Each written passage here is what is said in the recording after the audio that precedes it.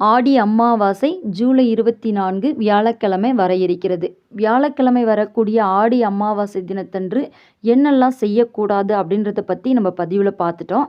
இப்போ என்ன செய்யலாம் அப்படின்றத பற்றி பார்க்கலாம்.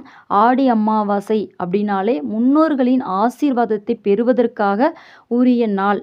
அந்த நாளில் முன்னோர்களை நினைத்து நம் வீட்டில் ஒரு அகல் விளக்கு ஏற்றி வைத்து காகத்திற்கு எள் கலந்த சாதம் வைக்கலாம். தயிர் சாதம், அதில் கொஞ்சம் எள் கலந்து காகத்திற்கு சாதம் வைக்கலாம். அப்படி வைத்தாலே முன்னோர்களின் ஆசீர்வாதம் கிடைக்கும். முக்கியமாக இந்த ஒரு தானத்தை நீங்கள் அன்று செய்ய வேண்டும். என்ன அப்படின்னு பார்த்தோம்னா, 1 ஸ்பூன் அளவு வெள்ளை அவுள் அல்லது சிவப்பு அவுள் பொரி பொட்டுகளோட கலந்துருக்கும். அந்த அவுளை வாங்கக்கூடாது. தனியாக தான் நீங்கள் இந்த அவுள் வாங்கணும். சிவப்பு அவுள் வாங்கி 1 ஸ்பூன் அளவுக்கு டம்ளரில் போட்டு 1/2 டம்ளர் தண்ணீர் ஊற்றி ஊற வச்சுருங்க. நல்லா அது ஊறி வந்துடும். 1/2 அன் ஹவர் ஊறினாலே போதும்.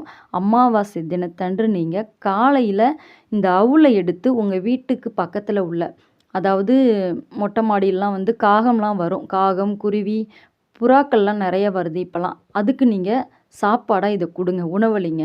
அப்படி உங்கள் வீட்டுக்கு பக்கத்தில் எந்த ஒரு பறவைகளும் வரல அப்படின்னா, உங்கள் வீட்டுக்கு பக்கத்தில் பசுமாடு வச்சுருந்தாங்கன்னா அந்த பசுமாட்டுக்கு இந்த அவலோடு சேர்த்து கொஞ்சம் வெல்லம் கலந்து அந்த மாட்டுக்கு கொடுங்க. பசுமாட்டிற்கு ஒவ்வொரு அமாவாசை தினத்தன்றும் சிவப்பு அவல் அல்லது வெள்ளை அவல் எது வேணாலும் நீங்கள் வைக்கலாம். அந்த மாதிரி வச்சுக்கிட்டே வந்தோம் அப்படின்னாலே கர்ம வினை குறைஞ்சிரும்.